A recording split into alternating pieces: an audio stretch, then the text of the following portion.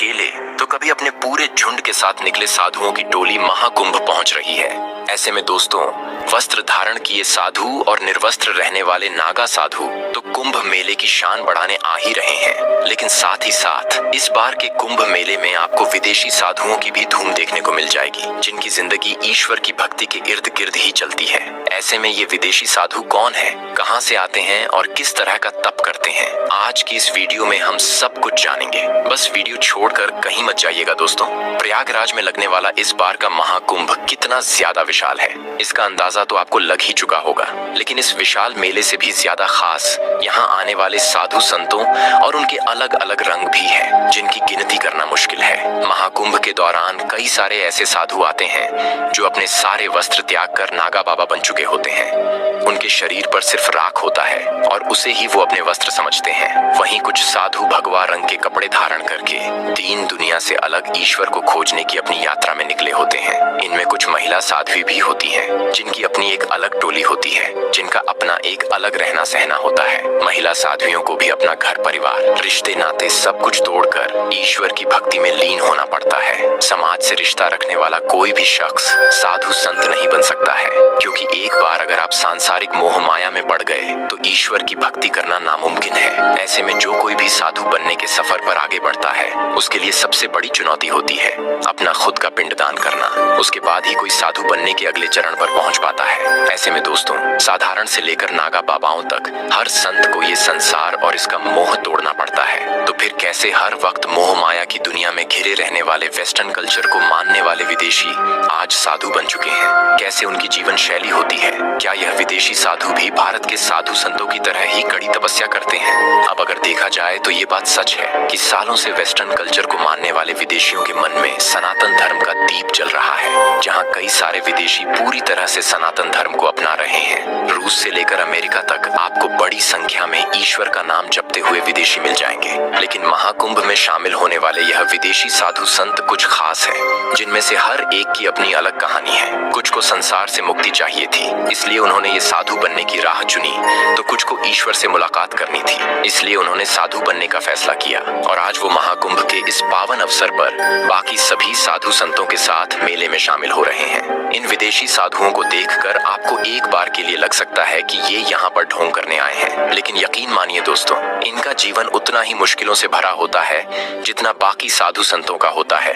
इन्हें भी सबसे पहले अपना खुद का पिंडदान करना होता है और ये मान लेना होता है कि अब तक उन्होंने जो भी इंसानी जीवन जिया है, संसार की जिन सुख सुविधाओं का आनंद लिया है, वो सब खत्म हो गया है। वह इंसान जो पहले कभी संसार के बंधन में बंधा रहता था, अब वह मुक्त हो गया है। ठीक वैसे ही जैसे मृत्यु के बाद इंसान संसार से मुक्त हो जाता है, तभी उसका पिंडदान करके उसे पूरी तरह से मुक्ति दी जाती है। ऐसे में साधु संतों का भी पिंडदान इसीलिए होता है ताकि सांसारिक दुनिया अब से उसे मरा हुआ ही माने, और फिर जाकर उनके आगे की यात्रा शुरू होती है, जिसमें वो एक गुरु चुनते हैं और वही गुरु उन्हें आगे की राह दिखाता है। इस बार के महाकुंभ में जब एक विदेशी साधु से कुछ सवाल किए गए तो उसके जवाबों ने सभी को हैरान कर दिया। उसने बताया कि कैसे वो 6 साल पहले एक बहुत बड़ी कंपनी का मालिक था। उसकी कंपनी हर साल करोड़ों का बिजनेस करती थी। उसके पास पैसों की कोई कमी नहीं थी, लेकिन फिर भी उसे अंदरूनी शांति प्राप्त नहीं हो रही थी। वो ईश्वर से मिलना चाहता था, इसीलिए वो भारत आया और यहाँ आकर पता चला कि असली ईश्वर तो उन्हें ही मिलते हैं जो उन्हें पाने के लिए कड़ी तपस्या करता है और सभी सांसारिक चीजें त्याग देता है। ऐसे में उस विदेशी करोड़पति ने अपने परिवार वालों को फोन करके सारी सच्चाई बताई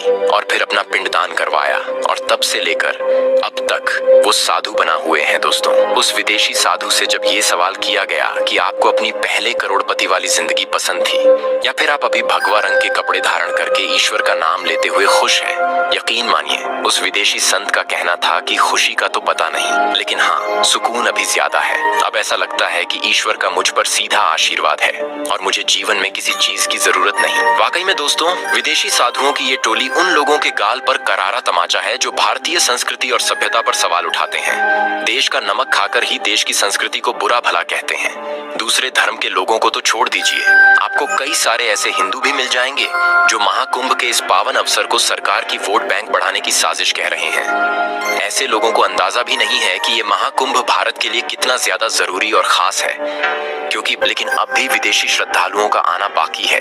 कितनी बड़ी संख्या में न केवल विदेशी भारतीय बल्कि विदेशों में रहने वाले वहां के लोग भी प्रयागराज के महाकुंभ को लेकर बहुत ही ज्यादा उत्साहित है। भारत आने वाली इंटरनेशनल फ्लाइट्स पूरी तरह से फुल होती नजर आ रही है। होटल के कमरे तेजी से भरते जा रहे हैं। ऐसे में ये एक बहुत बड़ा संकेत है कि इस बार का महाकुंभ पूरी दुनिया याद करेगी।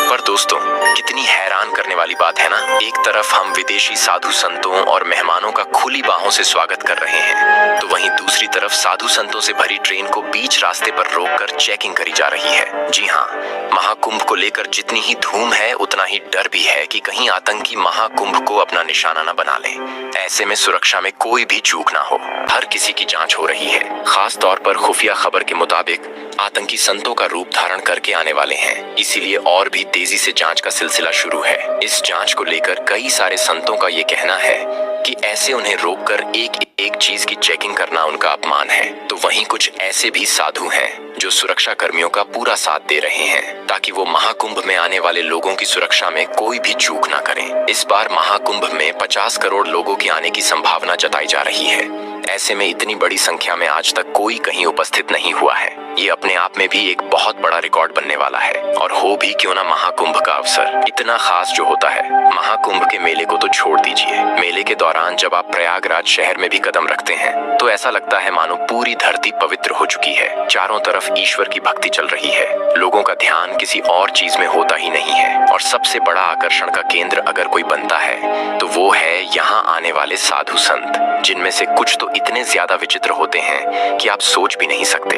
कुंभ मेले के दौरान कभी आपको कोई ऐसा साधु मिलेगा जिसके पूरे शरीर में सोना ही सोना मौजूद होगा, तो कोई ऐसा साधु भी मिल जाएगा जिसने मुर्दा की राख के अलावा कपड़े का एक तिनका भी अपने शरीर में धारण नहीं किया होगा। कुछ बाबा अग्नि स्नान करके अपना जीवन जी रहे हैं, तो वहीं कुछ मुर्दा लोगों की लाशें खाकर जिंदा है। महाकुंभ में आए इन साधुओं का जीवन बहुत ही ज्यादा विचित्र होता है। कुछ तो इतने मिलनसार होते हैं कि आपको अपने बारे में सब कुछ खुलकर बताते हैं, अपनी शक्तियों के बारे में बताते हैं, यहाँ तक कि अपनी शक्तियों का नमूना दिखाकर हैरान भी कर देते हैं। तो वहीं कुछ ऐसे होते हैं जो साधारण लोगों से बात तक नहीं करते। उनका मानना होता है कि सांसारिक दुनिया में पड़े लोग जिस किसी से भी बात करते हैं उससे फायदा पाने की कोशिश करते हैं, उसे बेवकूफ बनाने की कोशिश करते हैं। और ये साधु ना ही किसी का फायदा उठाते हैं, ना ही किसी को अपना फायदा उठाने देते हैं। जहाँ उनका ये मानना होता है कि अगर वह संसार की मोह माया में पड़े साधारण इंसानों से बात करेंगे तो उनका मन भी अपवित्र हो सकता है, इसलिए वो साधारण लोगों से दूरी बनाकर रखते हैं। पर अगर स्वभाव की बात करी जाए तो दोस्तों, विदेशी हो या फिर देसी, एक बार अगर कोई सब कुछ त्याग कर संत बन जाता है तो उसका हृदय अपने आप ही कोमल हो उठता है, क्योंकि उसके मन में सिवाय ईश्वर के और कुछ नहीं होता। ऐसे लोग किसी के लिए भी मन में छल कपट या द्वेष नहीं रखते और न ही किसी का बुरा चाहते हैं। जिस किसी से भी मिलते हैं उसे दुआ ही देते हैं। पर हाँ, इनसे उल्टी सीधी बातें करके अगर आपने इन्हें नाराज कर दिया तो इनके जुबान से निकली बातें सच भी हो जाती हैं। इसलिए अगर आप महाकुंभ मेले में जाने की तैयारी कर रहे हैं और इन साधु संतों से मुलाकात करने का इरादा बना रहे हैं तो जरा संभल कर, क्योंकि आपके मुंह से निकली छोटी सी बात भी अगर इन्हें बुरी लग गई तो आपके लिए बहुत बड़ी मुश्किल खड़ी हो सकती है। बाकी अगर आप सच्चे दिल से इनसे मुलाकात करते हैं तो ये आपको जीवन भर सुखी रहने का आशीर्वाद